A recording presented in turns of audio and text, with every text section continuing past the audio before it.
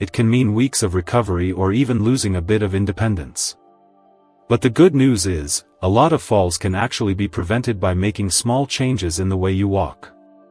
I'm going to share 6 simple walking habits that physical therapists and aging experts recommend for seniors.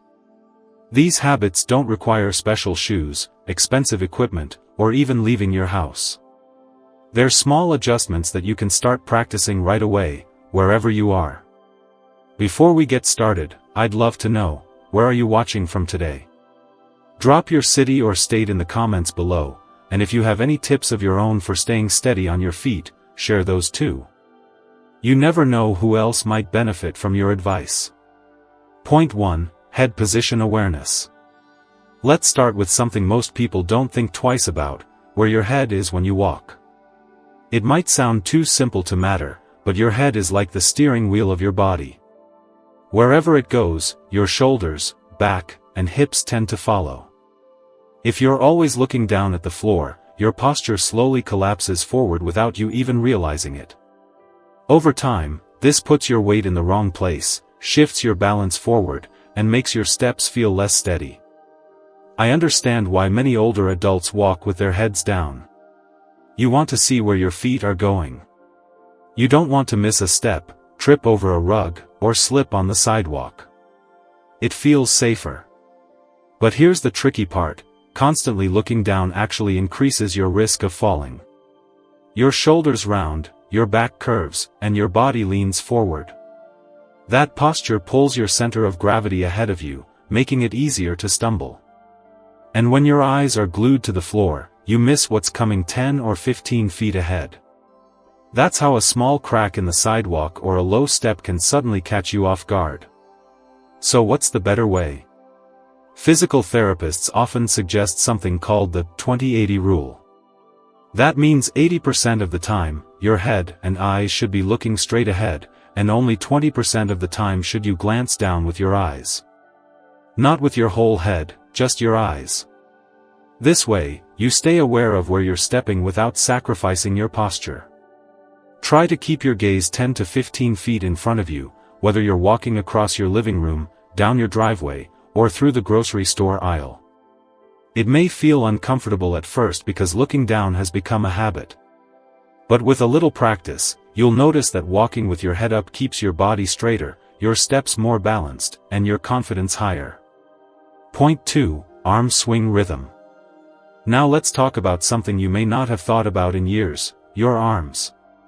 Most of us think walking is all about the legs, but the truth is, your arms play a big role in keeping you balanced. They act like natural stabilizers. Every time your right leg moves forward, your left arm should swing forward too, and the same goes for the other side. It's a built-in rhythm your body learned when you first started walking as a child, and for decades, it's been helping you stay steady without you even noticing. But as we age, that natural arm swing often fades. Sometimes arthritis or stiffness in the shoulders makes it harder to move freely. Other times, habits get in the way, like always carrying a bag, leaning on a cane, or even keeping your hands stuffed in your pockets. And for many older adults, fear plays a big role. When you're nervous about falling, your body instinctively tenses up. Your arms stop moving naturally because you're bracing yourself, almost as if you're preparing for something bad to happen. Unfortunately, that stiffness actually makes it harder to balance. It removes one of your body's built-in tools for stability. The good news is, bringing back your arm swing doesn't take much effort, it just takes awareness. As you walk, let your elbows bend softly, not locked or stiff. Allow your arms to swing naturally at your sides, even if just a little. You don't need big dramatic movements like you're power walking in the park. Gentle, relaxed swings are enough. If one arm feels weaker than the other, that's okay. Even swinging one arm helps more than keeping both still. Some people find it useful to practice in place before heading out for a walk. Stand near a sturdy counter or table, march gently in place, and let your arms move with your steps.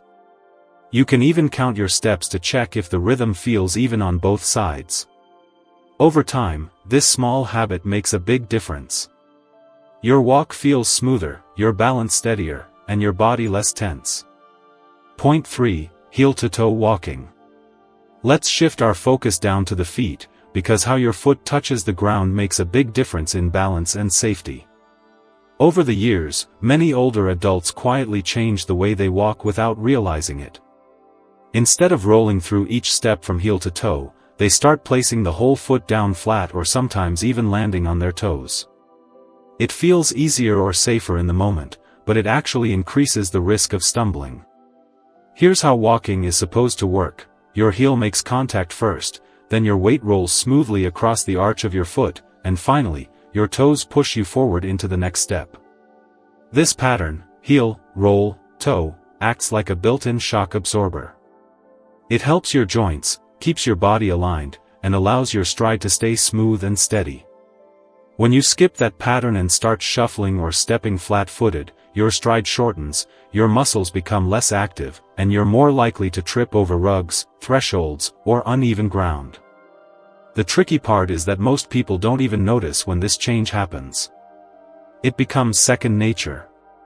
But the good news is, you can retrain your body to use the natural heel-to-toe motion again.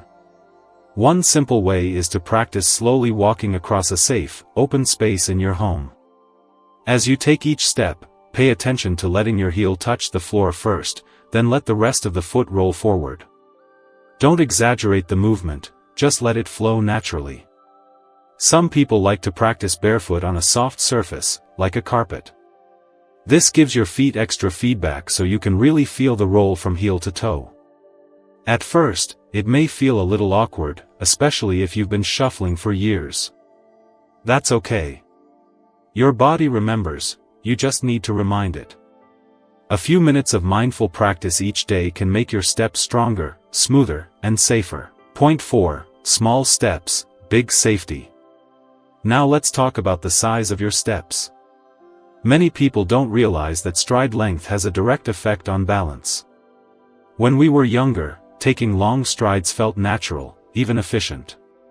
But as we age, those big steps can quietly work against us. Here's why. When your front foot reaches too far ahead of your body, your center of gravity shifts backward. That tiny shift puts more stress on your hips and knees and leaves you with less control if something unexpected happens, like a slippery floor or a sudden loss of balance. Smaller steps, on the other hand, help keep your body weight centered. They allow your feet to stay under you, where you're strongest and most stable. With shorter strides, your reaction time improves, meaning you can catch yourself faster if you trip or slip. You're also more likely to lift your feet properly, reducing the chance of dragging your toes on rugs or uneven sidewalks. And if you use a cane or walker, small steps make it much easier to move along smoothly without pulling yourself off balance. The best part is, this adjustment is simple to practice. Try walking across a room at your normal pace and count how many steps you take in 10 seconds. Then do it again with slightly smaller, quicker steps. If your number goes up, that's a good sign. It means your steps are shorter, and your weight is staying more centered. You might feel a bit funny at first, like you're taking baby steps, but your body will quickly adjust. Another tip is to practice in familiar spaces where you feel safe, like your hallway or kitchen. Focus on keeping each step light, centered, and steady. Over time, this becomes your new normal, and you'll find that walking feels smoother and more controlled. Remember, this isn't about walking faster or trying to cover more ground. It's about safety and stability. Point 5. Core strength, core confidence. When most people think about balance, they picture strong legs and steady feet. But the truth is, balance starts in the middle of your body, your core. The muscles in your stomach, lower back, and hips are like the foundation of a house. If that foundation is weak, everything above it feels shaky. You might notice yourself leaning on furniture, feeling wobbly when you stand, or tiring quickly after just a short walk. That isn't just your legs, it's often your core quietly losing strength over time. The encouraging part is that you don't need a gym membership or heavy equipment to build a stronger core. In fact, small, simple movements done consistently can make a huge difference. Let me give you an example. Mary, an 82-year-old grandmother, started falling more often around her house. Her daughter got concerned and took her to a physical therapist. Surprisingly, the therapist explained it wasn't Mary's legs causing her problems, it was her weak core. He gave her just 2 tiny exercises: standing near a sturdy chair, lifting 1 foot an inch off the floor for 5 seconds, then switching, and while brushing her teeth, gently pulling her belly in just enough to feel it tighten. That's all. Within weeks, Mary noticed she felt steadier, like her body was finally holding her up again. You can try the same thing. When you're near a counter or table, lift 1 foot slightly off the ground and hold it for a few seconds, then switch. Or, as you move about your day, gently pull your belly button in toward your spine for a few seconds at a time. Nobody will even notice you're doing it, but your muscles will. These little efforts build invisible strength that shows up in your posture, in how steady your steps feel, and in how confident you are moving through your home. Point 6. Floor awareness and transitions. One of the sneakiest causes of falls isn't clutter or big obstacles, it's the small changes in the floor beneath your feet. A rug, a glossy tile, a doorway threshold, or even a shadowy step can all throw you off balance if you're not prepared. As we age, our depth perception and reaction time slow just a little. That's normal, but it means your brain may take a moment longer to register a change underfoot. In that tiny delay, your balance can falter. Take the story of Alan, a 78-year-old who considered himself careful and steady. One afternoon, he almost fell in his kitchen. The floor had just been cleaned and looked fine, but it was slippery. He told me it caught him completely by surprise. His feet were already moving before his brain realized the surface was slick. After that, Alan began a new habit. Every time he walked into a different room, he'd quietly say out loud what kind of floor he was stepping on: tile, carpet, wood. It sounded silly at first, but he swore it gave his body just enough warning to adjust. He hasn't had a close call since. You can try this yourself. As you move from one room to another, label the surface in your head or even softly under your breath. Step down. Rug. Tile. That tiny reminder helps your brain and body work together to prepare. Also, be extra cautious on shiny floors. They may look clean, but reflections and glare can trick your eyes, making it harder to judge depth. And if you wear bifocals, take special care when stepping off curbs or stairs. The lens change can distort the floor beneath you. Another simple trick is to pause for just 1 extra second when moving from a bright space into a dim hallway or stepping from sunlight into shade. That pause allows your eyes to adjust before you keep moving. It may not sound like much, but it can be the difference between a steady step and a stumble. By paying attention to the ground beneath you and giving your brain a moment to catch up, you protect yourself from unnecessary risks. Point 7. Using support wisely, not constantly. A lot of older adults rely on walls, furniture, or even holding their breath as support while moving around the house. Others resist using canes or walkers because they feel it makes them look weak. But here's the truth: using support wisely can actually protect your independence, not take it away. Think of support like a safety net. It's not there to replace your walking, it's there to give you the confidence to keep moving without fear. The key is balance. Don't over-rely on support, but don't ignore it when it can help.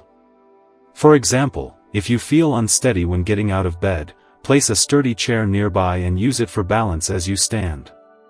In the hallway, keep a clear path so you don't need to grab furniture at random. And when you're outdoors, a cane or walker can be the difference between staying active or staying stuck at home. The important part is learning how to use support correctly.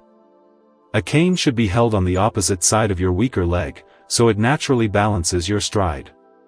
A walker should move forward with small steps, not be pushed too far ahead. If you're unsure, a physical therapist can show you the proper way in just 1 or 2 sessions.